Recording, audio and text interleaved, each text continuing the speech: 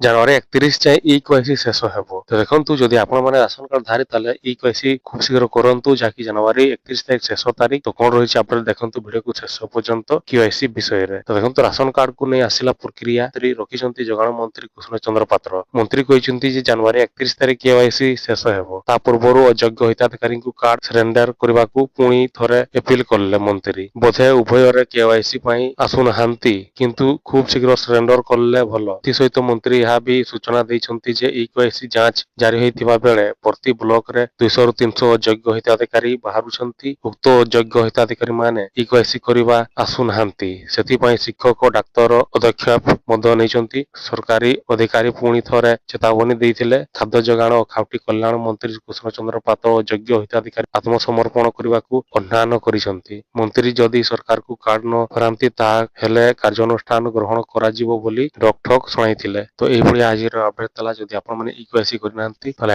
31 ତାରିଖ ଜାନୁଆରୀ ଶେଷ ସୁଦ୍ଧା ଅଛି, ତାହେଲେ ଆପଣମାନେ ଖୁବ ଶୀଘ୍ର କରନ୍ତୁ, ନହେଲେ ଆପଣଙ୍କ ରାସନ କାର୍ଡ କଟିଯିବ। ତ ଏଇଭଳିଆ ଆଜିର ଅପଡେଟ ଥିଲା। ଆଶା କରୁଛି ଭିଡିଓ ଭଲ ଲାଗିଥିବ, ତାହେଲେ ସେୟାର କରନ୍ତୁ, ଲାଇକ୍ କରନ୍ତୁ।